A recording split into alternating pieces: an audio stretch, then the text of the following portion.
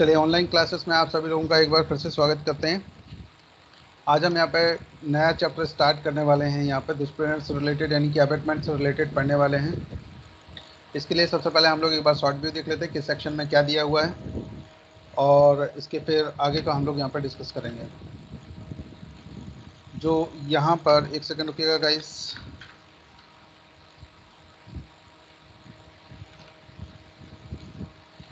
Section 107 से लेकर के 120 तक ये डिफाइन किए गए हैं, और बाय मिस्टेक चलिए सेक्शन 107 से लेकर के 120 तक ये डिफाइन किया गया। चैप्टर 5 यहाँ पर दुष्प्रेरण यानी कि अबेटमेंट की हम लोग यहाँ पर बात कर रहे हैं। चलो ध्यान दीजिएगा, इसको हम लोग किस लॉ भी यहाँ पर स्टडी करेंगे। उससे पहले आप सभी लोगों से बोलना चाहूँगा कि ये वीडियो आपको यूट्यूब पर भी मिलेंगे। अगर आपको अच्छे लगते हैं तो वहाँ पर लाइक सब्सक्राइब जरूर कर सकते हैं आप, पर इच्छा है आपकी। चलिए नेक्स्ट यहाँ ध्यान दीजिएगा, सेक्शन 107 पर हम लोग ध्यान देते हैं। यहाँ पर क्या दिया गया है, यहाँ पर अबेटमेंट ऑफ अ थिंग की बात की गई, किसी बात का दुष्प्रेरण की। सेक्शन 108 में अवेटर यानी कि दुष्प्रेरक की परिभाषा दी गई है। नेक्स्ट यहाँ पर हम लोग देखेंगे सेक्शन 108A में abetment in Indian of offences outside India यानी कि भारत से बाहर के अपराधों का भारत में दुष्प्रेरण की बात की है। सेक्शन 109 पर जरा ध्यान दीजिएगा, punishment of abetment if the act abetted is committed in consequence and when no express provision is made for its punishment यानी कि दुष्प्रेरण का दंड यदि दुष्प्रेरित कार्य उसके परिणाम स्वरूप किए जाएं और जहां की उसके दंड के लिए कोई अभिव्यक्त उपबंध नहीं है। सेक्शन 1010 में जरा ध्यान दीजिएगा, punishment of abetment, a person abetted does act with different intention from that of abettor. दुष्प्रेरण का दंड यदि दुष्प्रेरित व्यक्ति दुष्प्रेरक के आशय से भिन्न आशय से कार्य करता है। नेक्स्ट जरा ध्यान दीजिएगा, सेक्शन 111 में liability of abator when one act abated and different act done। दुष्प्रेरक का दायित्व जब एक कार्य का दुष्प्रेरण किया गया है और उससे भिन्न कार्य किया गया है।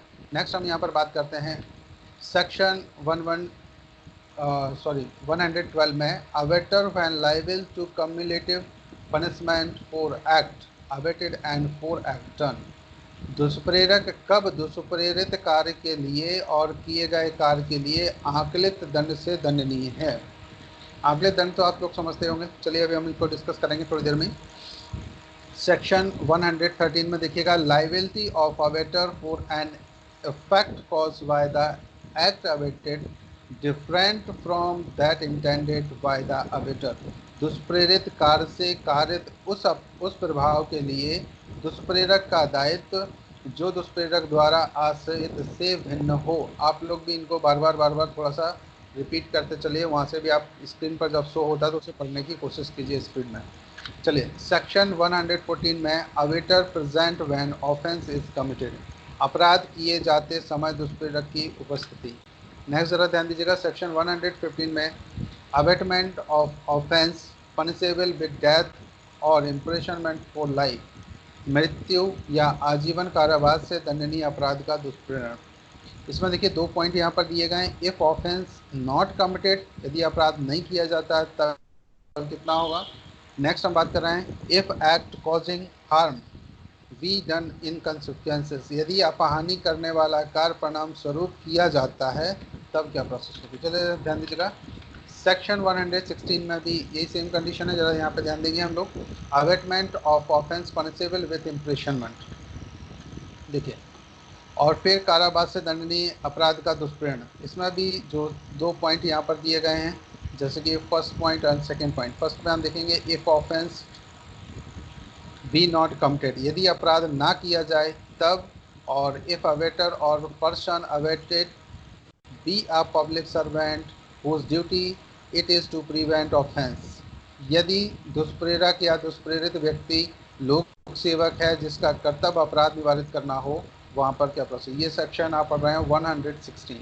नेक्स्ट देखिएगा, सेक्शन 117 में awaiting commission of offence by the public और बाय मोर देन 10%, लोक साधारण द्वारा या 10 से अधिक व्यक्तियों द्वारा अपराध किए जाने का जब कोई दुष्प्रेरण करता है तब की प्रोसेस इसमें बताई गई है सेक्शन 117 की। आप जल्दी से ज़रा थोड़ा सा ध्यान दीजिएगा। सेक्शन 118 में ज़रा ध्यान दीजिए। 118 यहाँ पर क्या बोल रहे हैं, ज़रा ध्यान दीजिएगा। Second guys. Concealing design to commit offence punishable with death और इम्प्रिजनमेंट फॉर लाइफ।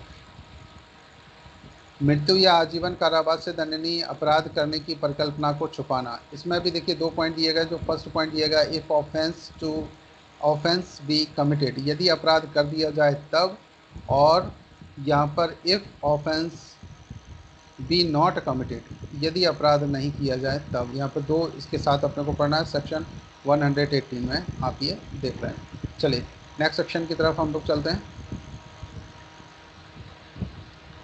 सेक्शन 119 पर ज़रा ध्यान दीजिएगा।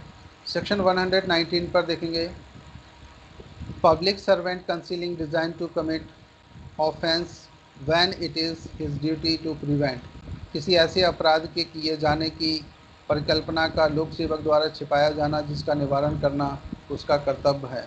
इसमें यहाँ पर 3 पॉइंट्स दिए गए हैं। इफ़ ऑफेंस भी कमिटेड, यदि अपराध किया जाए तब, और इफ़ ऑफेंस भी पनिशेबल विद डेथ, यदि अपराध मृत्यु आदि से दंडनीय है तब, और फिर if offence be not committed, यदि अपराध नहीं किया जाए। नेक्स्ट ज़रा ध्यान दीजिएगा। सेक्शन 120 पर, concealing design to commit offence punishable with imprisonment, कारावास से दंडनीय अपराध करने की परिकल्पना को छिपाना। इसमें 2 अलग से दिए गए हैं, जैसे इनमें दिए गए थे, इफ़ ऑफेंस भी कमिटेड, यदि अपराध कर दिया जाए, और if offence be not committed, यदि अपराध ना किया जाए। ये आपने एक शॉर्ट व्यू देखा हुआ है। इसके बाद हम लोग यहाँ पर 1 बाई 1 सेक्शन पर डिस्कशन करेंगे। एक सेक्शन पर मैं आपको सीधे डायरेक्ट की तरफ लेके चल रहा हूँ। ये आपने शॉर्ट व्यू देखा। इसका शॉर्ट व्यू मैं अलग से वीडियो बना करके आपको यूट्यूब पर भी भेजने की कोशिश करूँगा, जिसको आपको बार बार देखिए। सबसे पहले चीज़ मैं आपको एक क्लियर करना चाहूँगा कि अगर हम कोई भी एग्ज़ाम्स की तैयारी करते, किसी भी एग्ज़ाम्स की हम लोग तैयारी करें, और उन तैयारी में आप एक चीज़ देखेंगे कि 50% जो क्वेश्चन होते हैं वो सीधे सीधे से आपको यहाँ पर सेक्शन वाइज मिलेंगे। तो आपको सेक्शन तो बिल्कुल रिवाइज ही करना है कि फर्स्ट सेक्शन में क्या दिया है, 2 सेक्शन में क्या दिया है। अगर कोई पूछे सेक्शन 107 में क्या दिया, तो आपको ये याद आ जाना चाहिए। बिल्कुल टिप्स पर आपको आईपीसी याद हो जाए। पूरे आईपीसी को 15 मिनट में अगर आप देखना चाहें तो ये यूट्यूब पर मैंने ऑलरेडी वीडियो बना रखा है। शॉर्ट में केवल उसमें सेक्शन रहेंगे, शॉर्ट व्यू आप देख सकते हैं। तो वहाँ पर 15 मिनट टोटल लगेंगे। टोटल 15 मिनट में आप पूरी आईपीसी को एक बार पढ़ लेंगे कि किस चैप्टर में क्या दिया हुआ है। तो सबसे पहले तो हमें चैप्टर याद हो, और चैप्टर के बाद में किस सेक्शन में क्या दिया हो। तो सबसे पहले जब हमें चैप्टर याद होंगे तो हम उनसे सेक्शन का एक अंदाज़ा लगा सकते हैं। और आप मान के चलिए कि 50% क्वेश्चन किसी भी एग्जाम्स में सीधे सीधे सेक्शन से डायरेक्ट पूछे जाते हैं। तो सबसे पहले कोई भी एक्ट आप पढ़ें तो सबसे पहले उसके चैप्टर पढ़िए कि उसके चैप्टर कितने हैं, और इसमें ये देखिए कि चैप्टर किस किस से रिलेटेड है। एक दिन में याद करने की कोशिश मत कीजिए। फर्स्ट डे आप चाहें तो चैप्टर याद कर लीजिए, और फिर जब आपको ये पता चला जाए चैप्टर किस चैप्टर में क्या क्या दिया हुआ है, फिर नेक्स्ट आप सेक्शन की तरफ चलिए। तो जिससे आपको ना कभी अगर ये सेक्शन वाइज क्वेश्चन पूछे गए तो अगर आपको अंदाज़ा लगाना तो आपको ये पता चलेगा चैप्टर 16 में क्या दिया हुआ है, चैप्टर 17 में क्या दिया हुआ है। आईपीसी का चैप्टर 16 आप देखेंगे तो ह्यूमन बॉडी से रिलेटेड की बात की गई है, ये प्रॉपर्टी से रिलेटेड की बात की गई है। तो ऐसे आपको जो ये दिखेंगे तो ये ना आपको सीधे सीधे से क्वेश्चन में हेल्प करेंगे डायरेक्टली। तो आप ऐसा कर सकते हैं। चलिए गाइस, नेक्स्ट हम यहाँ पे चल रहे हैं, आपको डायरेक्ट की तरफ लेके जा रहे हैं, ज़रा ध्यान दीजिएगा। आज आप यहाँ पर पढ़ने वाले हैं आईपीसी का चैप्टर 5, यानी कि हम लोग यहाँ पर दुष्प्रेरण की बात करने वाले हैं। सेक्शन 107 में देखिए किसी बात का दुष्प्रेरण क्या होता है। तो सबसे पहले देखिए मैं यहाँ पर थोड़ी सी आपको डेफिनेशन इसकी समझाना चाहूँगा कि दुष्प्रेरण का मतलब क्या होता है और किसी को प्रेरित करने का मतलब क्या होता है। एक प्रेरणा स्रोत होते हैं, दूसरे एक दुष्प्रेरणा स्रोत भी कहा जा सकता है। अगर कोई आपसे पूछा है कि कभी आप एग्ज़ाम में सेलेक्ट हो गए और आपको कोई सही रास्ता बताता है, तो आपसे कोई पूछा जाता है कि हाँ आप ये बताइए साहब कि आपका प्रेरणा स्रोत कौन है, तो आप उस व्यक्ति का नाम लेते हैं जिसने आपको उसके लिए रास्ता बताया हो कि आप वहाँ पर कैसे पहुँचते हैं। तो उसके लिए हम यहाँ पर बात कर सकते हैं कि ये हमारा व्यक्ति प्रेरणा स्रोत है, इसी ने ही मुझे यहाँ पर बताया। जैसे आपसे कहा कि आप एक काम कीजिए, आप तो सब्जी का ठेला लगाने लगे एलएलबी करके, और एक व्यक्ति आपके पास आता है, बोले अरे आपने क्या किया है, बोले मैंने भी एलएलबी किया। बोले सब्जी का ठेला क्यों लगा रहे हो? अरे भाई आप एक बार सीजे के लिए तो ट्राई कीजिए, और वो व्यक्ति सीजे बन जाता है फर्स्ट अटैम्प्ट में ही। तो जरा ध्यान दीजिए, अगर उसने मेहनत की, उसको लगा कि नहीं मुझे अब मजिस्ट्रेट बनना है, और वो बन जाता है, तो यहाँ पर ये व्यक्ति कौन हो जाता है? बिल्कुल प्रेरणा स्रोत। और कई बार आप देखते हो कि कोई एक डॉक्टर, जो आयुर्वेद वाले लोग होते हैं डॉक्टर, उनको देखा होगा कई बार आपको गाँव में लोग ऐसे मिल जाते हैं जो दूसरों की दवाइयाँ और कुछ मेडिसिन वगैरह इस टाइप की देते हैं जिससे लोग ठीक हो जाते हैं। कई ऐसे रोग होते हैं जिनके लिए लोग जाते हैं जनरली, तो आपको बहुत सारे लोग देखने को ऐसे मिल जाएंगे। आप ज़रा यहाँ पे ध्यान दीजिए। तो अगर किसी को बोलें कि अरे आप यहाँ क्यों कर रहे हैं, अपने जो आयुर्वेद की जो दवाइयाँ जो मेडिसिन है आप उसको पेटेंट कराइए और मार्केट में थोड़ा सा आप बेचने की कोशिश कीजिए, हो सकता है कि रामदेव बाबा की तरह आप सफल हो जाएं। तो देखिए यहाँ पर जब हम जैसे बात करते हैं रामदेव बाबा की, अगर जीवन की आप वो देखेंगे तो उनका संघर्ष लोग बताते हैं कि बहुत बड़ा संघर्षपूर्ण रहा है, और उसके बाद आज वो एक बहुत बड़े इंडस्ट्री को रन आउट कर रहे हैं। और आप मान के चलिए कि भारत के लगभग लगभग हर चीज़ वो अपने पतंजलि में बनाने की कोशिश कर रहे हैं। तो उनकी अगर बिजनेस ग्रोथ देखें, बिजनेस ग्रोथ तो क्या है, कोई ना कोई ऐसा व्यक्ति रहा होगा जो उनका प्रेरणा स्रोत रहा होगा, जो उनको वहाँ से उठा करके वहाँ ले आए। अब वही बात देखिए, दूसरी चीज़ मैं आपको बताना चाहूँगा, कई लोग होते हैं जो अच्छी सलाह देते हैं, व्यक्ति के जो भला चाहते हैं, अच्छा सोचते हैं, उनके लिए वो ऐसा कर सकते हैं। दूसरे वहीं कुछ लोग और ऐसे होते हैं जो किसी व्यक्ति को अपराध की तरफ धकेल देते हैं। तो अपराध की तरफ धकेलने का मतलब क्या होता है? ऐसी जगह जो गलत रास्ते पर आपको चलना सिखा दे। बोले अरे उसने आपको थोड़ा सा डांटा था और आप उसको कुछ बोल नहीं पाए, मैं होता उसका मुंह तोड़ देता। बोले तो फिर मुझे भी तोड़ देना चाहिए। जैसे ही ये किया, सामने वाला वहाँ गया मुंह तोड़ने के लिए, वो पहले से तैयार था, क्या कर रहे हो? उसने दो चटाके लगा दिया, उनको गुस्सा आ गया, उठाई कुछ भी और कुछ भी मार दिया, और यहाँ पर क्या कर दिया? दुष्प्रेरण हो गया ये। तो एक व्यक्ति जो शांति से जा रहा था, और हो सकता है फ्यूचर उसका कुछ और होता, किसी दूसरे व्यक्ति ने उसको दुष्प्रेरित कर दिया, जिस वजह से वो अपराध की तरफ मुड़ गया, तो इसको हम क्या बोलेंगे? इस व्यक्ति ने दुष्प्रेरण कर दिया। तो ऐसे लोग भी आपको मिलेंगे, और वो क्या करेंगे?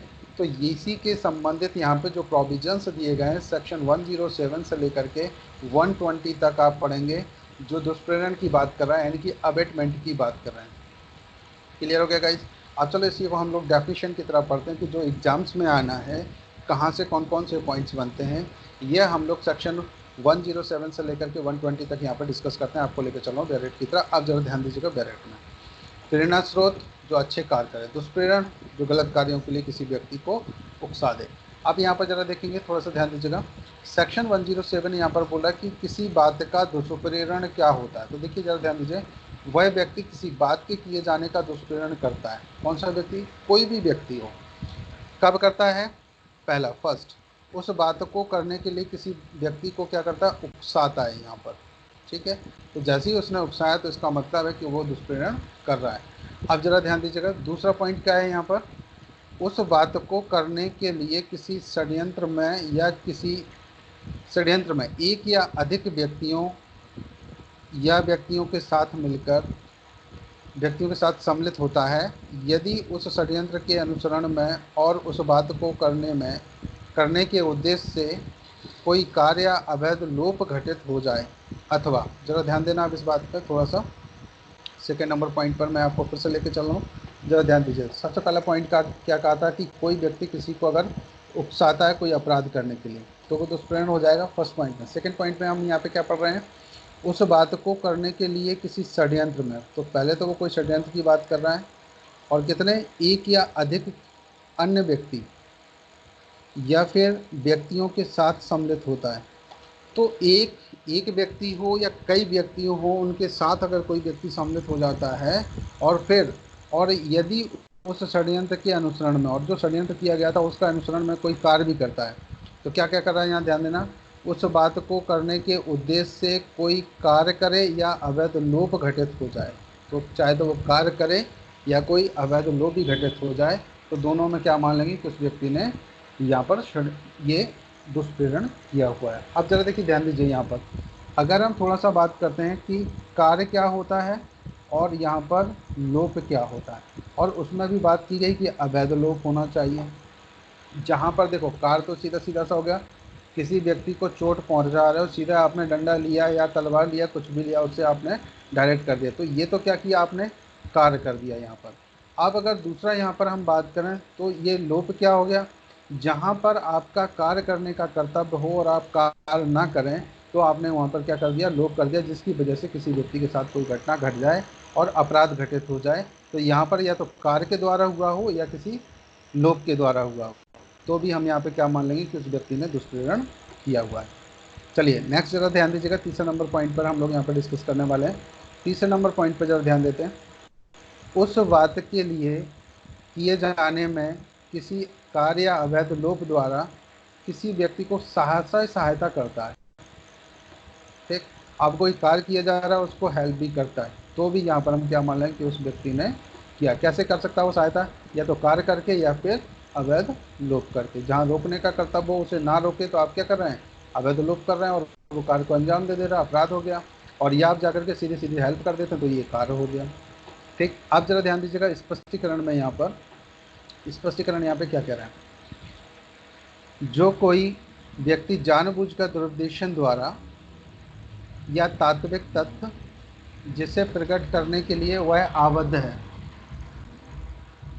तो ध्यान देना, जो कोई व्यक्ति जानबूझकर दुरुद्देश्य द्वारा या तात्विक तथ्य जिसे प्रकट करने के लिए वह आबद्ध है, जानबूझकर छिपाने द्वारा स्वेच्छा किसी बात का किया जाना कारित या उपात्त करता है अथवा कारित या उपात्त करने का प्रयत्न करता है, वह उस बात का किया जाना उकसाता है, यह कहा जाता है। तो देखिए ज़रा यहाँ पे ध्यान दीजिए, उन्होंने कुछ तरीके यहाँ पर बता दिए। कोई व्यक्ति स्पष्टीकरण में जो जानबूझकर दुरुद्देश्य करता है, मिसप्रेजेंटेशन कर देता है, ये सही है या गलत है, ऐसा भी कर सकता है, या कोई तात्विक तथ्य की बात कर रहा है और फिर जिसे प्रकट करने के लिए वह आबद्ध है। जहाँ पर यहाँ बात की गई कि इसको ये प्रकट करे, यहाँ लोगों को बताए कि भाई ये सही चीज़ ये है, लेकिन फिर भी वो जानबूझकर उन चीज़ों को अगर छुपा लेता है, छिपाने जैसा कोई भी स्वेच्छा किसी बात का किया जाना कार्य या उपात्त करता है।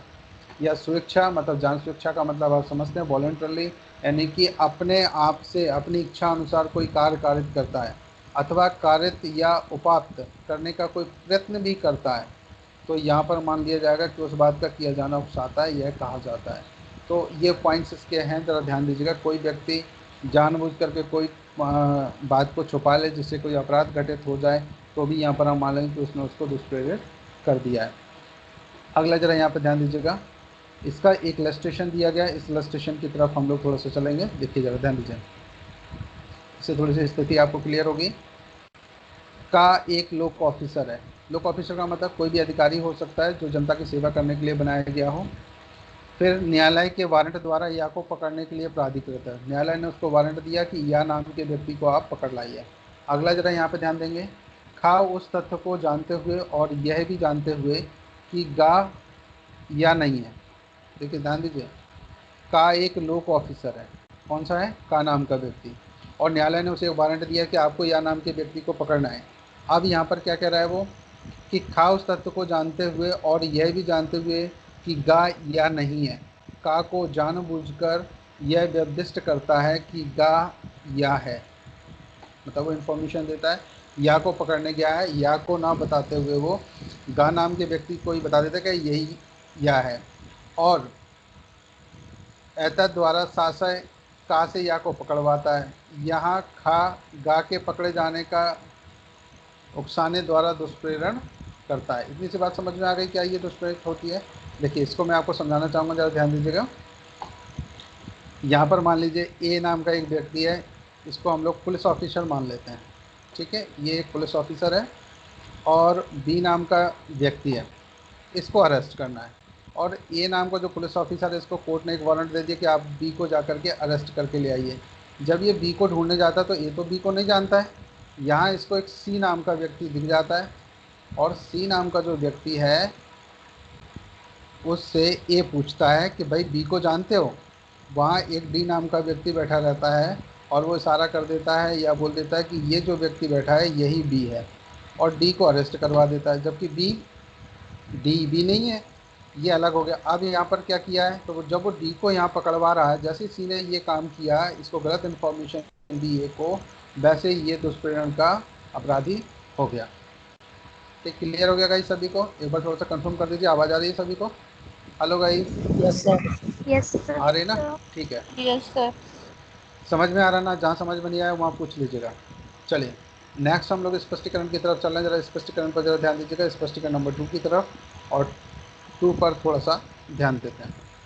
देखो क्या कर रहा है, जो कोई या तो किसी कार्य के किए जाने से पूर्व कोई कार्य किया जा रहा है उससे पहले, या फिर किए जाने के समय, या तो उससे पहले या उसके उसी समय पर जब कोई कार्य हो रहा है, उस कार्य को किए जाने को सुकर बनाने के लिए कोई बात करता है, और ऐसा द्वारा उसके किए जाने को सुकर बनाता है। सुकर का मतलब होता है उसको फैसिलिटी देना, मतलब उसको आसान बनाना, और वह उस कार्य के करने में सहायता करता है। मान लीजिए कोई सहायता करता है तो यह कहा जाता है कि उसने दुष्प्रेरण किया है।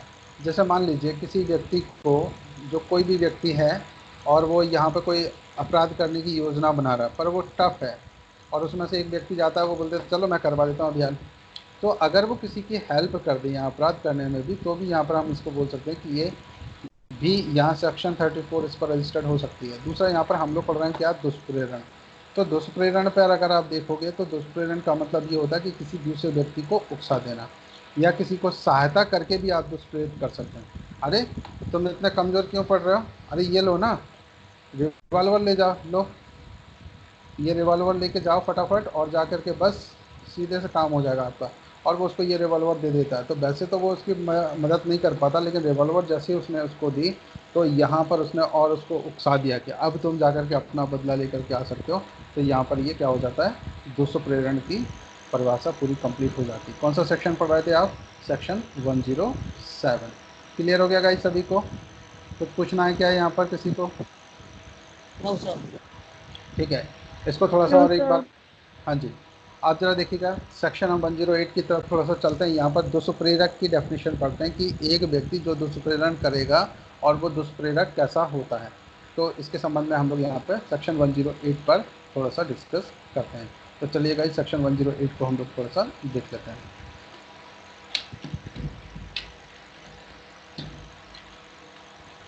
देखिए ज़रा ध्यान दीजिएगा, सेक्शन आप 108 ये पढ़ रहे हैं, और सेक्शन 108 में यहाँ पर बात की गई है दुष्प्रेरक कौन होता है। भाई जो दुष्प्रेरण आपने पढ़ा, उसको करने वाला व्यक्ति को हम लोग यहाँ पर दुष्प्रेरक बोल देते हैं। सिंपल भाषा में आप इसे समझा सकते हैं। आप इसकी ज़रा डेफिनेशन में देख लीजिए कौन कौन से आते हैं, क्योंकि इसके पॉइंट्स एग्जाम में पूछे जा सकते हैं, इसलिए हम लोग इसको एक एक लाइन पढ़ने की कोशिश करेंगे। देखिए ज़रा ध्यान दीजिए, वह व्यक्ति अपराध का दुष्प्रेरण करता है जो अपराध के किए जाने का दुष्प्रेरण करता है। तो देखिए वही बात की गई कि वह व्यक्ति जो अपराध का दुष्प्रेरण करता है और जो अपराध किए जाने का दुष्प्रेरण करता है। ठीक है, अगली बात देखिए यहाँ पे, ऐसे कार्य के किए जाने का दुष्प्रेरण करता है जो अपराध होता है। और ऐसे कौन से कार्य करे, वो जो अपराध होते हैं उनके लिए अगर वो किसी व्यक्ति को दुष्प्रेरित करता है, वही दुष्प्रेरक कहा जा सकता है। देखिए, यदि वह कार्य अपराध करने के लिए विधि द्वारा समर्थ व्यक्ति द्वारा उसी आशा या ज्ञान से जो दुष्प्रेरक का है किया जाता है। अब जरा ध्यान देना, थोड़ा सा यहाँ बात करें। यदि वह कार्य अपराध करने के लिए विधि द्वारा, विधि अनुसार समर्थ व्यक्ति द्वारा उसी ज्ञान या आशय से जो दुष्प्रेरक का है किया जाता है। देखिए दो यहाँ पॉइंट निकल कर के सामने आ रहे हैं। पहली चीज़ तो कि अगर किसी को लॉ के द्वारा एम्पावर्ड किया गया हो ऐसा कार्य करने के लिए, तो क्या वो अपराध हो सकता है? नहीं, क्योंकि वो ऑन ड्यूटी और उसका ये काम है, तो वो वहाँ पे अपराध नहीं माना जाता जनरली। अब यहाँ पर ज़रा ध्यान दीजिए, अगर वो विधि द्वारा समर्थ है व्यक्ति और फिर भी वो दुष्प्रेरित करता है उसी ज्ञान और आशय से, कौन से ज्ञान और आशय से, जो दुष्प्रेरक का होता है। जैसे दुष्प्रेरक करता है प्राइवेट व्यक्ति, तो बिल्कुल उस पर केस रजिस्टर्ड किया जा सकता है, और ऐसे ट्रीट किया जाएगा जैसे नॉर्मल व्यक्ति को ट्रीट किया जाता है। कैसे? व्यक्ति समर्थ था और उसने ज्ञान और आशय वही रखता हुआ जो दुष्प्रेरक का है, और वैसे किया जाता है तो बिल्कुल वो दुष्प्रेरक की श्रेणी में आ सकता है। अब यहाँ जरा स्पष्टीकरण में देखिए, स्पष्टीकरण नंबर 1 में जो आप ये यहाँ पर पढ़ रहे हैं, देखिए ये आप देखिए जरा क्या कह रहे हैं यहाँ पर। किसी, एक सेकेंड गाइस, देखिए किसी कार्य के अवैध लोप का दुष्प्रेरण अपराध की कोटि में आ सकेगा। जहाँ पर कोई कार्य है और वहाँ पर कोई व्यक्ति अवैध लोप का दुष्प्रेरण कर देता है, तो वो अपराध की कोटि में आ जाएगा, चाहे दुष्प्रेरक उस कार्य को करने के लिए स्वयं आबद्ध ना हो। आप जरा ध्यान दीजिए, भले ही वो खुद ना करे लेकिन दूसरे के द्वारा कर दे, अगर लोप भी यहाँ कर देता है वो, जहाँ उसको रोकने का कर्तव्य है और वो व्यक्ति वहाँ जा करके अगर नहीं रोकता है, तो बिल्कुल ऐसा माना जाएगा कि इस व्यक्ति ने भी अपराध किया हुआ, जैसे इस अवैध लोप की हम लोग यहाँ पर बात कर रहे हैं। फिर प्रेरक पढ़ रहे थे और यहाँ पर स्पष्टीकरण की हम लोग यहाँ पर बात कर रहे हैं। देखिए जरा ध्यान दीजिएगा, सेक्शन 108 को हम लोग फिर से यहाँ पे देख लेते हैं एक बार। स्क्रीन को मैं आपको शेयर कर रहा हूँ, एक मिनट रुकिएगा गाइस। जी देखिए, स्क्रीन आ गई सभी को, ठीक है।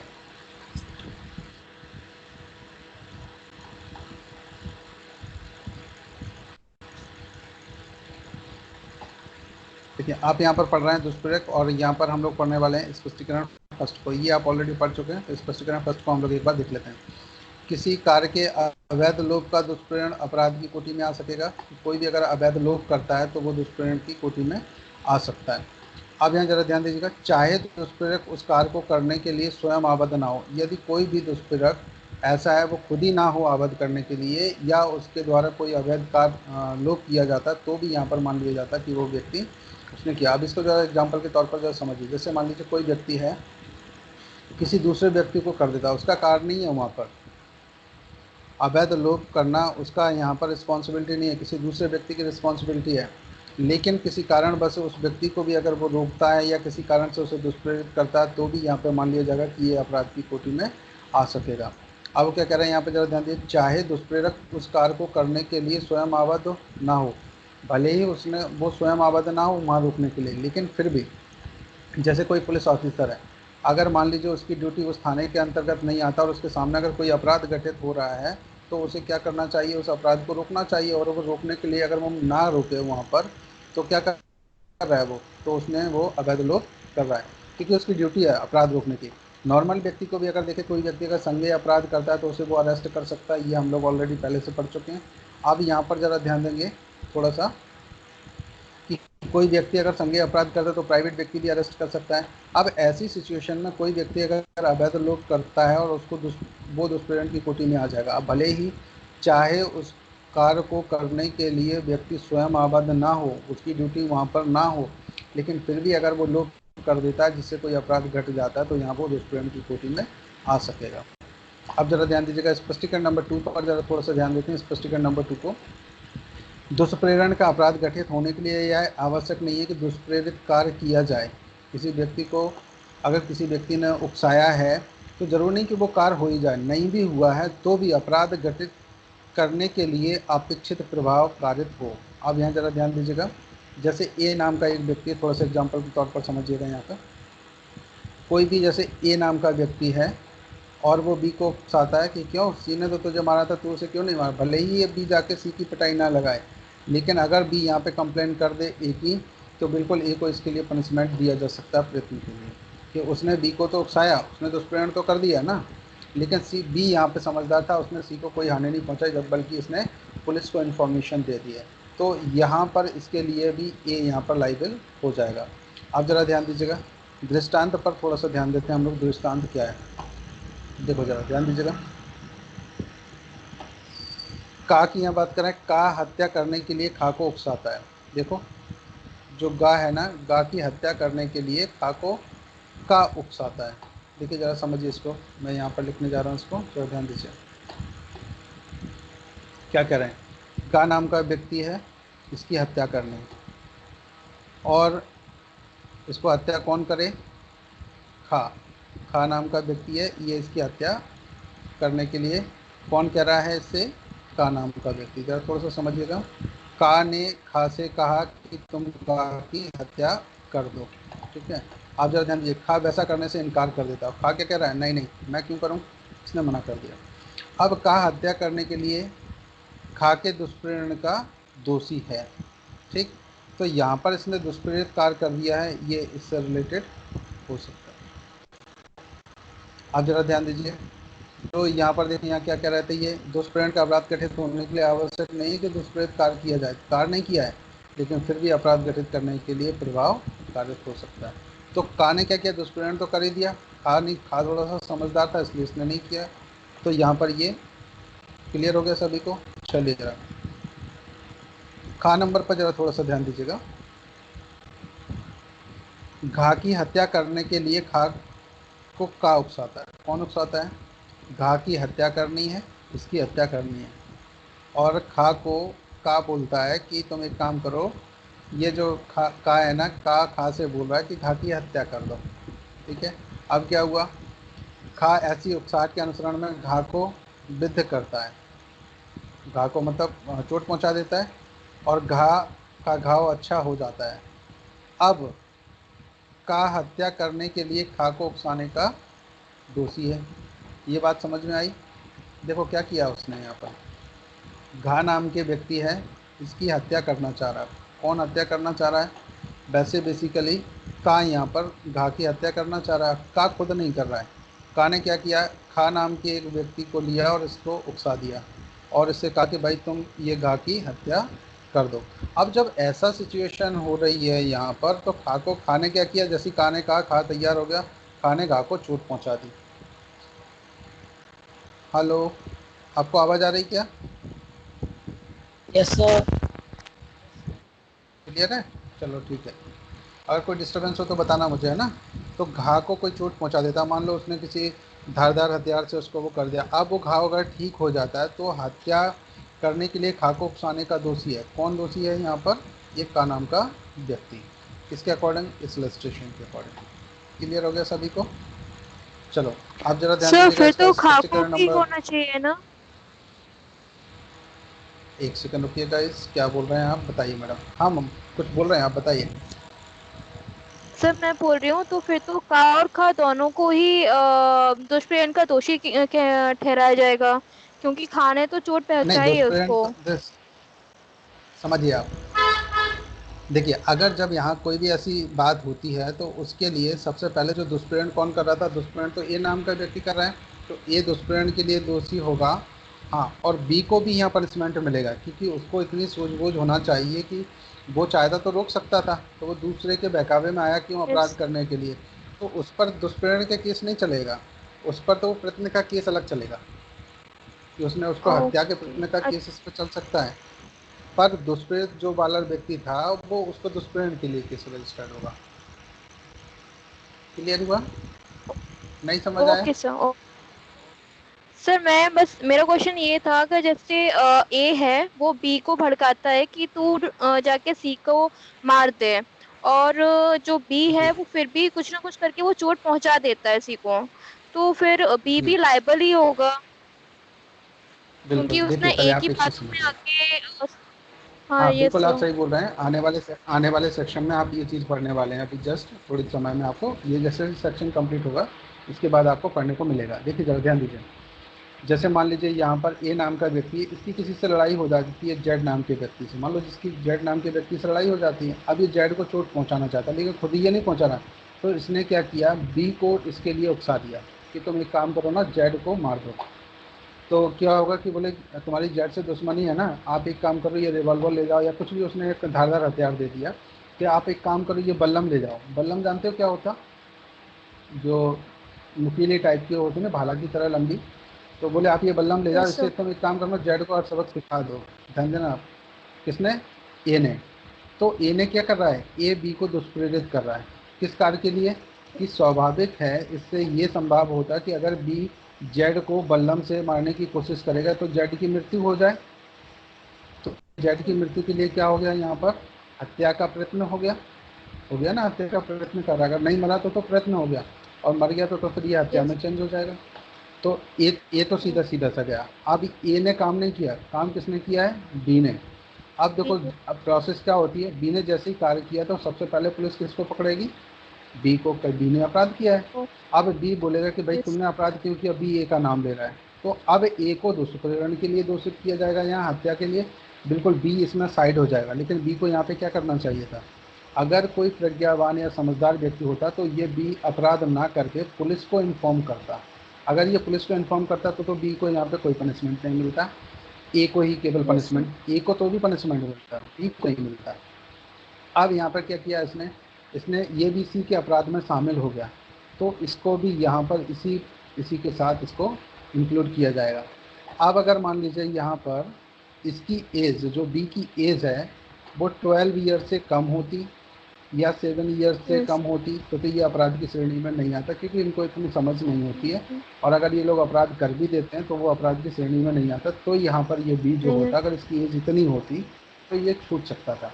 लेकिन इस केस में कि अगर यहाँ पर ये मेजर व्यक्ति है तो इसकी इतनी समझ बूझ होनी चाहिए कि कोई व्यक्ति अगर अपराध के लिए आपको उकसा रहा है तो आपको अपराध कमिट नहीं करना, यानी कि आपको पुलिस को इन्फॉर्म करना चाहिए और पुलिस उसके अकॉर्डिंग फिर एक्शन ले सकती। तो फिर भी यहाँ पर कोई अपराधी नहीं होता। और बी ने अगर आप अपराध कर दिया तो यहाँ पर बी भी अपराधी होगा। क्लियर है गाइस इतना? ठीक है। Yes. चलिए अब हम चल रहे हैं सीधे आपके सेक्शन की तरफ, जरा ध्यान दीजिएगा। अभी और इसकी आप डिटेल करेंगे तो थोड़ा सा और डिस्कस करेंगे इसके बारे में। आने वाले सेक्शन में आपको बहुत सारे इलस्ट्रेशन मिलने वाले हैं, अभी जरा ध्यान दीजिए। अब हम यहाँ पर बात कर रहे हैं स्पष्टीकरण नंबर 3 की, जो 3 में जरा ध्यान दीजिएगा। ये 3 मैंने आपको यहाँ पर लगा लिया। देखिए क्या कह रहे हैं, यह आवश्यक नहीं है कि दुष्प्रेरित व्यक्ति अपराध करने के लिए विधि अनुसार समर्थ हो। यह आवश्यक नहीं है कि विधि अनुसार वो समर्थ हो। उसका वही दूषित आशय या ज्ञान हो जो दुष्प्रेरक का है, या कोई भी दूषित आशय या ज्ञान हो। अब इसको समझने के लिए जरा ध्यान दीजिए, ये इलस्ट्रेशन भी है, इनको हम एक करके पढ़ेंगे तो फिर ये क्लियर होगा। अब जरा ध्यान दीजिए क्या कह रहे हैं। ए नंबर का जो इलस्ट्रेशन है इस पर थोड़ा सा ध्यान देते हैं। देखो क्या कह रहे हैं यहाँ पे, का दूषित आशय से एक शिशु या पागल को वह कार्य करने के लिए दुष्प्रेरित करता है। का नाम का एक व्यक्ति है और दूषित आशय से मतलब गलत इंटेंशन के लिए, मेलाफाइडली अगर कोई काम करना चाहता है, और किसको काम कर रहा है, शिशु या पागल व्यक्ति। तो शिशु हमने क्या देखा था, कौन से शिशु होते हैं, लास्ट अभी सेक्शन में हम लोगों ने पढ़े हुए थे, पता है किसी को? 0 से 7 ईयर्स तक के, ठीक है। और फिर उधर कितनी बताए गए, 7 से 12 ईयर्स, 7 to 12 और 18 ईयर्स तक, ऐसे ना। तो 12 ईयर तक तो हम इनको शिशु मान लेते हैं, और 12 से अबव जाते हैं तो फिर इनकी मैच्योरिटी की बात करते हैं, यानी 7 से अबव जो व्यक्ति है उसकी मैच्योरिटी की बात करते हैं, क्या वो कार्य की प्रकृति समझता है या नहीं समझता है। ठीक है।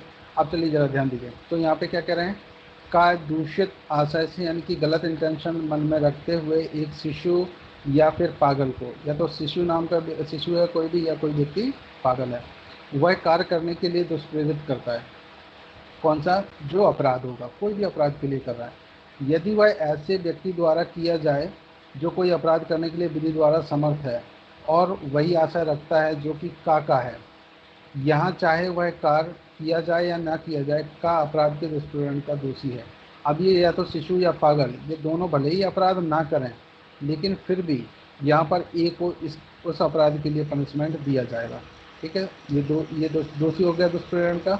अब ये दोनों तो शिशु और पागल हैं, तो इनकी मेरिट अलग चलेगी कि 7 वर्ष से कम है या 7 से 12 के बीच में है, या जो व्यक्ति पागल है तो क्या वो जब अपराध कर रहा था तो क्या वो अपराध की प्रकृति को समझता था या नहीं समझता था। इसलिए मेरिट्स और डीमेरिट्स पर इनके साथ जजमेंट किया जाएगा। भले ही अगर ये नहीं करते हैं तो उन्होंने तो कोई अपराध किया ही नहीं, लेकिन अगर ये अपराध ना भी करें और ए ने यहाँ पर उनको उकसाया तो ए इसके लिए बिल्कुल दोषी होगा। इतना क्लियर हो गया। ये ए नंबर इलस्ट्रेशन का स्पष्टीकरण नंबर 3 में थोड़ा सा बताते जाइए आप लोग। Hello, Yes, sir. Yes, sir. Yes, sir. है ना, थोड़ा सा बता दिया करो आप लोग। NS मतलब नवनीत सिंह। अच्छा, इन्हें अपना नाम बदल दिया नवनीत जी ने, है ना। कंचन मैडम, आज आपकी आवाज़ नहीं आ रही, क्या बात है? Yes sir. क्या बात हो गई? सर कोई खाना बात नहीं मिला क्या? नहीं सर, ऐसा कुछ अच्छा, नहीं खाना है। नहीं मिला?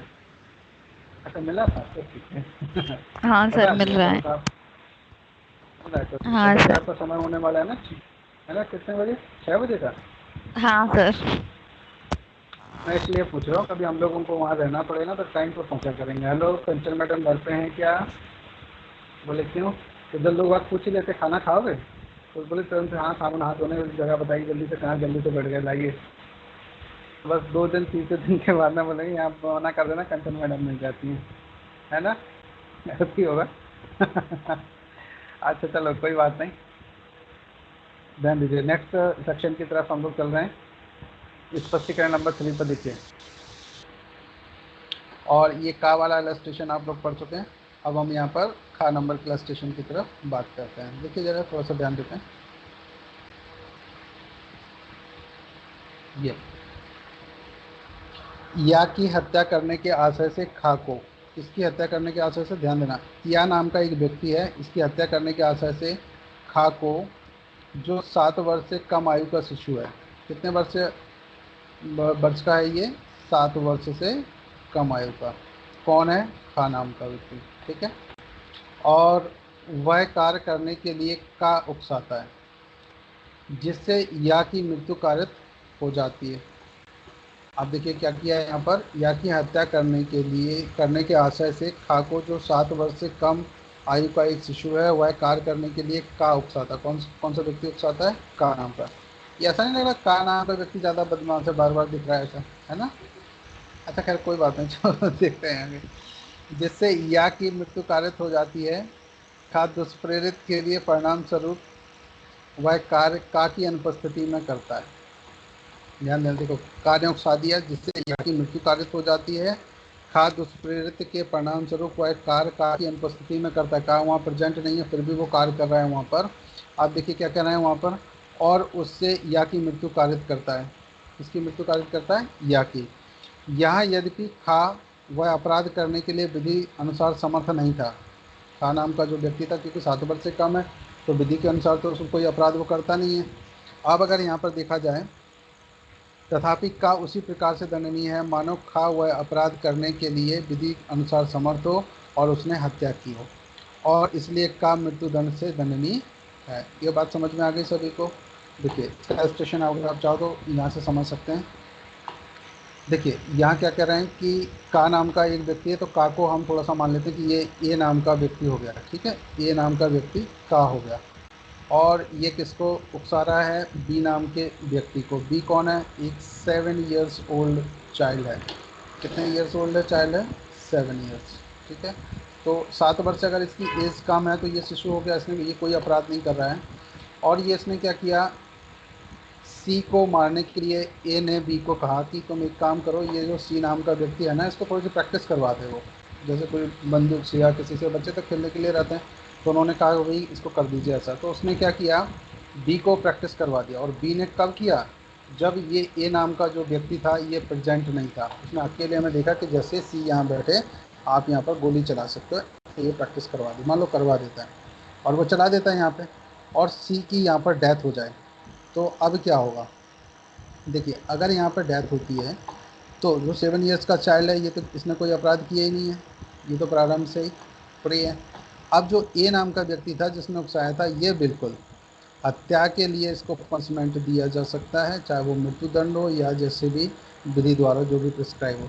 पर इलस्ट्रेशन में ध्यान दीजिएगा क्या लिखा हुआ है, मृत्यु से दंडनीय है, ये लिखा है ना। ये इस लाइन को आपको थोड़ा सा ध्यान रखना, क्योंकि एग्जाम्स में आप एक चीज़ देखेंगे, जैसा होता है डायरेक्ट की जनरली वो कॉपी करते हैं, और जब कॉपी करते हैं तो हमें वहाँ पे दिमाग लगाने की आवश्यकता नहीं होती है। भले ही यहाँ पे न्यायालय इसको छोड़ दे, मृत्युदंड ना दे, आजीवन कारावास दे दे, भले ही दे दे, हमें उससे कोई मतलब नहीं। लेकिन अगर ये इलस्ट्रेशन आपको एग्ज़ाम में दिख जाए, ठीक है, तो बिल्कुल आपको यही इसी पर टिक करना है कि का मृत्युदंड से दंडनीय है। ये ऐसी गलतियाँ आपको बिल्कुल भी नहीं करनी, अपना दिमाग अप्लाई नहीं करना वहाँ पर। क्योंकि जैसे कई बार आप देखोगे ना, यहाँ पर का अपराध के दुष्प्रेरण का दोषी है, तो ये फाइनल रिजल्ट देखिए आप का नंबर में इसमें भी आप देखेंगे, जहाँ पर ऐसा प्रेस्क्राइब कर दिया, भले ही आपको दिखने में वो गलत लगेगा। कई बार आप देखेंगे ऐसे इलस्ट्रेशन आपको दिखने में लगेंगे कि ये गलत है, ऐसा नहीं होना चाहिए।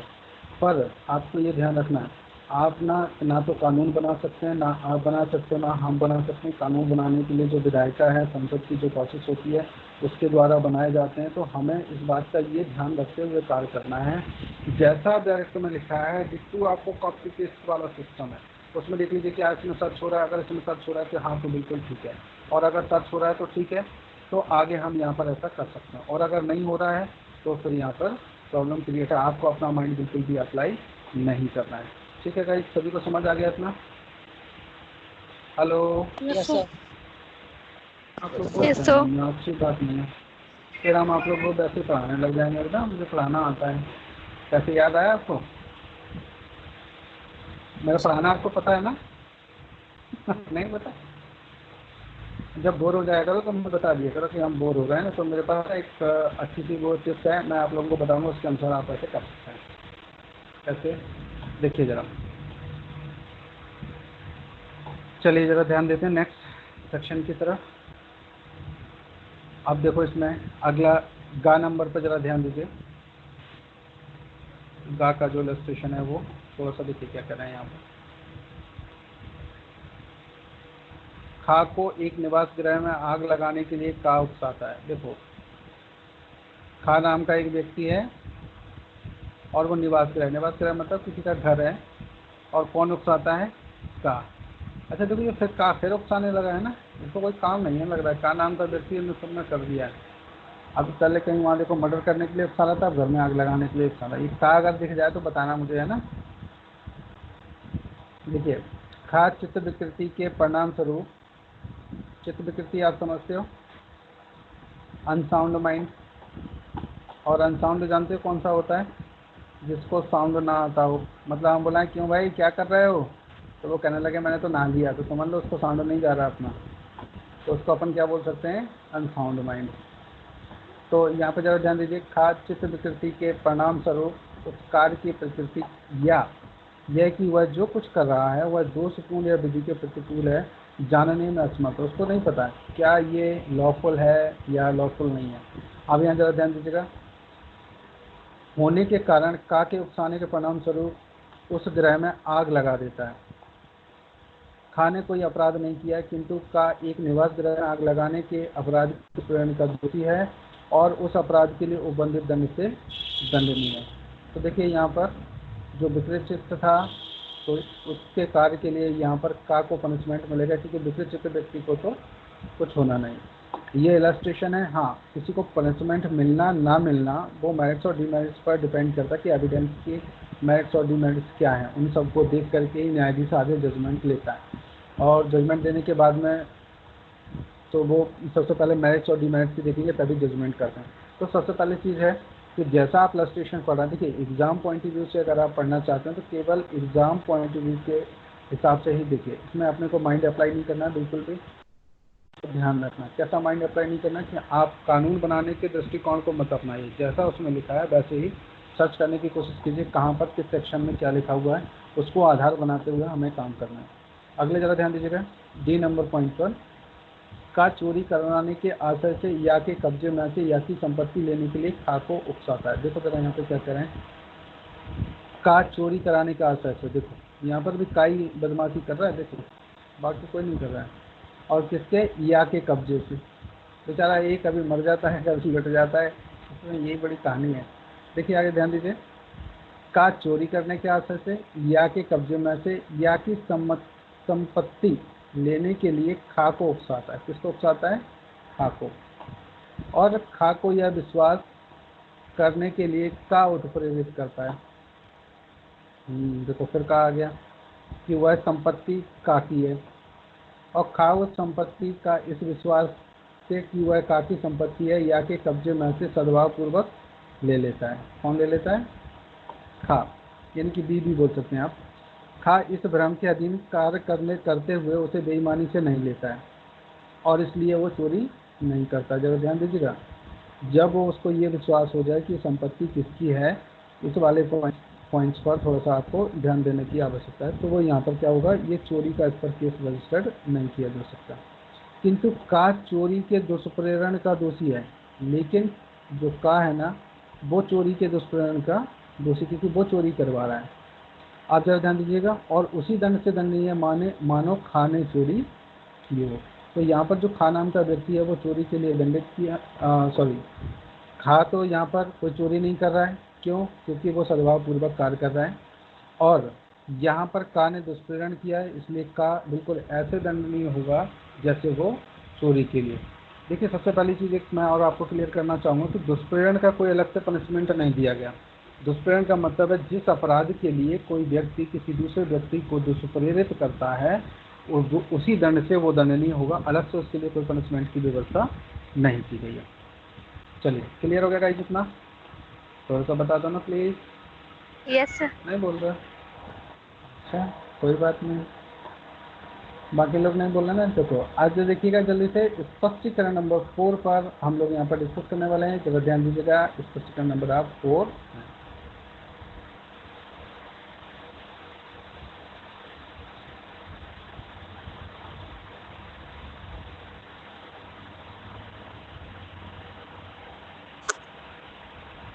अरे सर आपकी दी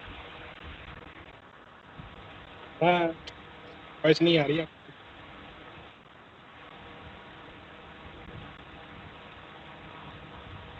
मैं भी नहीं बोल रहा, आप लोग नहीं बोल रहे थे ना, मैं भी नहीं बोल रहा। हमें ऐसा खेल नहीं खेलना है। हम बोल रहे हैं आप लोग आंसर दो, आंसर दो, आप लोग दे ही नहीं रहे।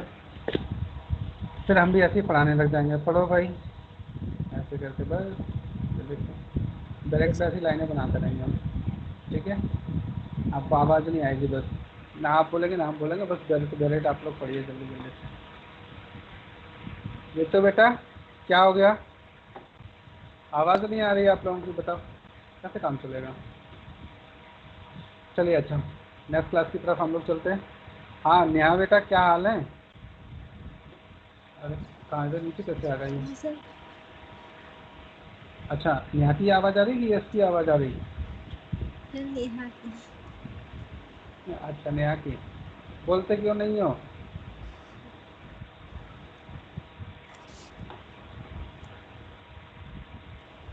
चलो खैर कोई बात नहीं, अभी सब लोगों को बोलना है ना? नहीं बोलोगे तो फिर हम ऐसे पढ़ाना शुरू कर देंगे, हमें कुछ नहीं है। सर। ठीक है, ज़रा ध्यान दीजिएगा। स्पष्टीकरण नंबर 4, अपराध का दुष्प्रेरण। अपराध होने के कारण ऐसे दुष्प्रेरण भी अपराध है। हाँ, ये कैसी कहानी कर दी इन्होंने। क्या कह रहे हैं देखो, अपराध का दुष्प्रेरण, अपराध होने के कारण ऐसे दुष्प्रेरण भी अपराध है। अब देखो जरा यहाँ पे क्या कह रहे हैं, गा को या की हत्या करने को उकसाने के लिए खा को का उकसाता। जरा ध्यान देना यहाँ पे क्या कह रहे हैं ये क्रिकेट पॉइंट्स पर। गा को या की हत्या करने को उकसाने के लिए खा को और का उकसा रहा है। जरा देखो अपनी समझ में आया क्या कह रहे हैं। यहाँ पर का नाम का व्यक्ति है और किसको उकसा रहा है वो, खा को। और क्या कह रहे हैं,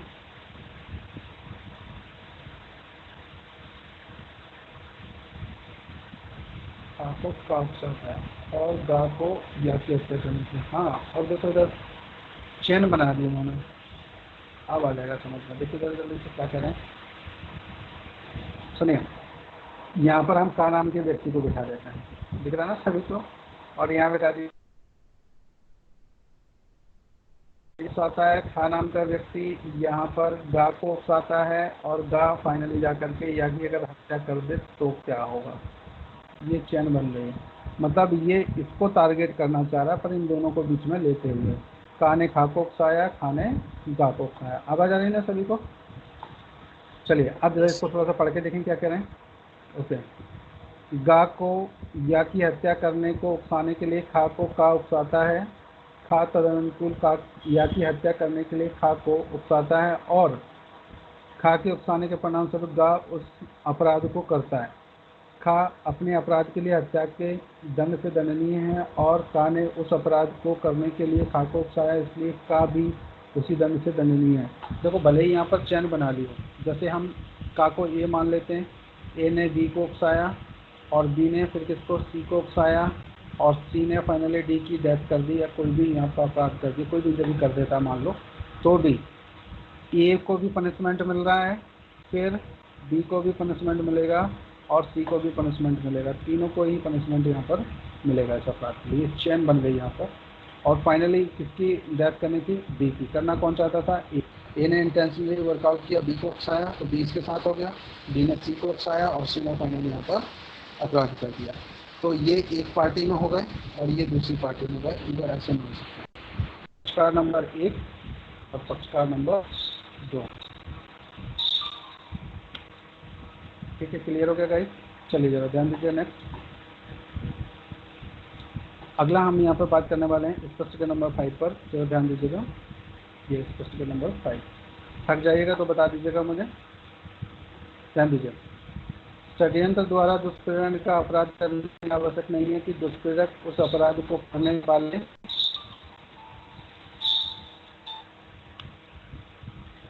व्यक्ति के साथ मिलकर उस अपराध की योजना बनाए।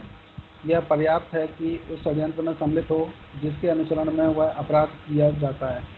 और यहाँ पे जरा ध्यान दीजिएगा, मैं इसको समझाने की कोशिश करता हूँ थोड़ा सा। देखिए क्या कह रहे हैं स्पष्टीकरण नंबर 5 में। षड्यंत्र आप जानते हो, षड्यंत्र द्वारा दुष्प्रेरण का अपराध करने के लिए आवश्यक नहीं है। क्या आवश्यक नहीं है? कि जो दुष्प्रेरक है उस अपराध को करने वाले व्यक्ति के साथ मिलकर उस अपराध की योजना बनाए। ये आवश्यक नहीं है कि उस व्यक्ति के साथ मिलकर के वो योजना बनाए या ना बनाए। यह पर्याप्त है कि उस षड्यंत्र में सम्मिलित हो जिसके अनुसरण में अपराध किया जाता है। तो देखिए यहाँ पर जरा ध्यान दीजिएगा, स्पष्टीकरण नंबर जो 5 है, यहाँ पर 5 में हम क्या पढ़ रहे हैं कि षड्यंत्र द्वारा भी क्या दुष्प्रेरण किया जा सकता है। तो उसका आवश्यक पॉइंट क्या है कि कोई व्यक्ति षड्यंत्र में पहले से शामिल हुआ है या नहीं। अगर वो शामिल नहीं भी हुआ है और आखिरी में जाकर के जब परिणाम होने वाला है और उस समय अपराध करने के टाइम पर वो उसमें मिल जाता है जाकर के, तो बिल्कुल वैसे ही मान लेंगे कि ये शुरू से लेकर के आखिरी तक इसमें मिला हुआ था। बात समझ में आई?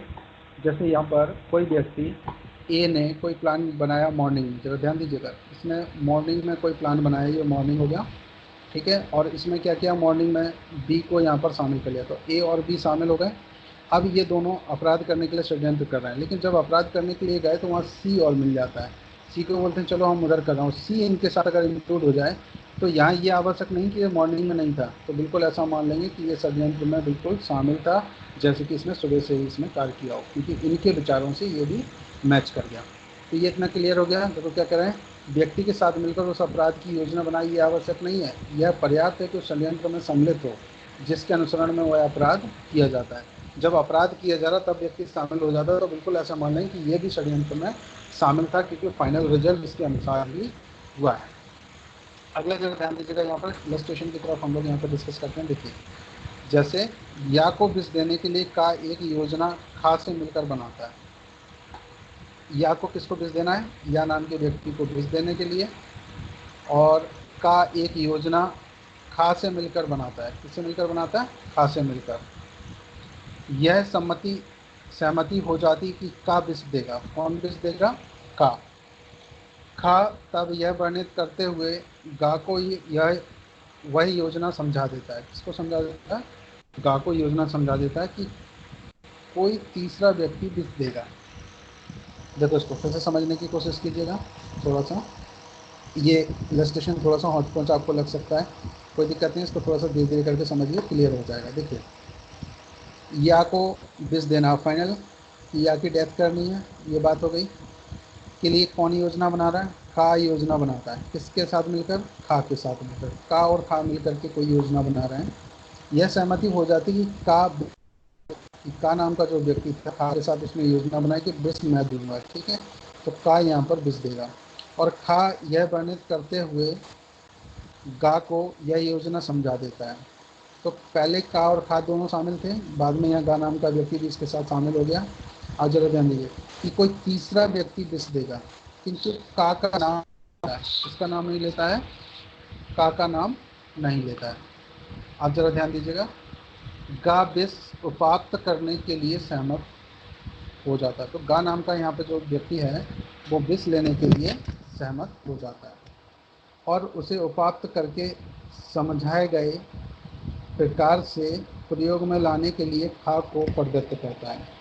तो क्या करता है? उसे उपाप्त करके समझाए गए प्रकार से प्रयोग में लाने के लिए खा को वो दे देता है, ठीक है। आप यहाँ जरा ध्यान दीजिए, का विष देता है, परिणाम स्वरूप या की मृत्यु हो जाती है। अब इसके बाद क्या हो जाता है? या की डेथ हो जाती है। फाइनली इनने जो योजना बनाई थी, इस योजना से इसमें का नाम का व्यक्ति, खा नाम का व्यक्ति और यहाँ पर गा नाम का व्यक्ति तीनों सम्मिलित हो जाते हैं, और ये तीनों लोग मिलकर के किसी की डेथ करते हैं। किसकी डेथ कर रहे हैं? या नाम के व्यक्ति की। अब देखिए जरा ध्यान दीजिएगा, यहाँ यदि का और गा ने मिलकर षड्यंत्र नहीं रचा है, ये तो दोनों मिले ही नहीं थे, इसको तो का से कोई मिले नहीं मिला। कौन कौन मिला? खा और गा दोनों मिले थे। अब यहाँ पर देखिए, तो भी गा उस षड्यंत्र में सम्मिलित रहा है जिसके अनुसरण में या की हत्या की गई, इसलिए गा ने इस धारा में परिभाषित अपराध किया है और हत्या के दंड से दंडनीय है। तो ये जो 5 नंबर वाला आप जो देख रहे हैं इसमें देखिए ज़रा ध्यान दीजिए, इसको आसान भाषा में थोड़ा समझने की कोशिश करते हैं। देखो क्या कह रहे हैं यहाँ पर, ध्यान दीजिए। ये रहा, देखो यहाँ पर ए नाम का व्यक्ति है, ठीक है, और प्लस बी, ये दोनों मिलकर के योजना बनाते हैं कि किसी जेड नाम के व्यक्ति की डेथ करनी है। ये जेड नाम का व्यक्ति, इसकी डेथ करनी है। तो ये बोलता है चलो बिस मैं दे दूंगा, बी बोलता है चलो मैं कुछ कलेक्शन करता हूँ। यहाँ पर सी नाम के व्यक्ति को बी यहाँ पर रजामंद कर लेता है, इसके लिए कि जेड की अगर डेथ हो जाए तो जो भी किसी भी कोई भी लोग लालच दे सकता है, प्रॉपर्टी का दे सकता है, कोई भी दे सकता है। तो यहाँ पर जेड की फाइनली डेथ करना, तो सी पहले से नहीं जुड़ा था, बाद में ऐड हो गया। इन दोनों ने बिस देना अगर इसको चालू भी कर दें तो फिर बाद में अगर सी ऐड हो जाए तो बिल्कुल ऐसा मान लिया जाता है कि सी यहाँ से प्रारंभ से ही, अगर यहाँ जेड की डेथ हो गई परिणाम स्वरूप या सी से काम करने से, तो सी का मतलब ये हो गया कि सी शुरू से ही इस काम में इन्वॉल्व था, ऐसा मान लिया जाएगा। षड्यंत्र में भले ही ये एक से इंक्लूड नहीं था, लेकिन बी के समझाने पर ये इंक्लूड हो गया बाद में, तो बिल्कुल ऐसा मान लिया जाएगा कि इसमें अपराध शुरू से ही किया हुआ है, इसमें इसका बचाव नहीं लिया जा सकता कि साहब मैंने तो कोई षड्यंत्र नहीं किया है। तो ये स्पष्टीकरण नंबर क्लियर हो गया। अगर कोई व्यक्ति कभी ऐसा कोई केस आता है जहाँ पर ये बोलता भाई मैं तो शुरू में षड्यंत्र में शामिल था ही नहीं, मैं तो बाद में आया हूँ, मुझे कुछ पता नहीं था, तो बोले भले ही आप बाद में आए हो, स्पष्टीकरण नंबर 5 में सीधा सीधा ऐसा लिखा है, डिस्प्लेयर की जो डेफिनेशन है। कौन सा सेक्शन पढ़ रहे हैं आप?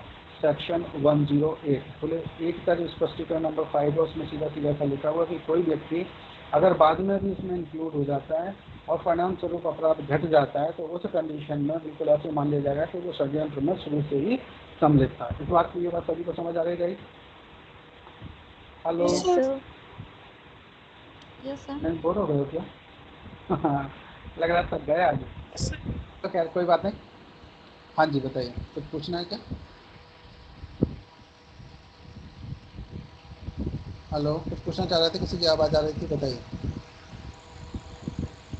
आज नहीं, इतनी रखी है सर। चलो ठीक है बेटा, यहाँ पर क्लास को अभी स्टॉप करते हैं और क्वेश्चन आंसर के लिए आप लोग प्रैक्टिस करना शुरू कर दीजिए, रिवाइज कर लीजिए जितने सेक्शन आपने अभी तक पढ़े हुए हैं यहाँ तक 108 तक। आनंद को जल्दी से आपको वो क्वेश्चन आंसर के लिए आपको इनवाइट करेंगे, उस समय 10 मिनट 15 मिनट 20 मिनट का समय निकालिए और बीच बीच में जब भी आपको समय मिलता है तो उसके अनुसार आगे कंटिन्यू करते जाते हैं। यहाँ पर 108 से लेकर के हम बाकी की क्लास को कंटिन्यू करेंगे कल। सो गाइज हम लोग मिलते हैं नेक्स्ट क्लास में, तब तक के लिए ओके बाय बाय। किसी को कुछ क्वेश्चन पूछना अगर आप अभी भी नहीं पूछ पाए कोई बात नहीं, आप मुझे व्हाट्सअप कर सकते हैं, व्हाट्सअप पे बता दीजिए क्वेश्चन आपका ये है, अगर मुझे समय मिलेगा मैं तुरंत आपको लाइन पे लेकर के उस समय डिस्कस करूंगा, नहीं होगा तो अगले दिन की क्लास में आपको अलग से टाइम देकर डिस्कस करेंगे। चलिए गाइस, सो मिलते हैं हम लोग नेक्स्ट क्लास में। हाँ कुछ पूछना था, नवनीत जी कुछ बोल रहे थे क्या आप बेटा? ओ सर नहीं, ओके चलिए तो क्लास को हम यहीं पर स्टॉप करते हैं। Okay guys, bye bye.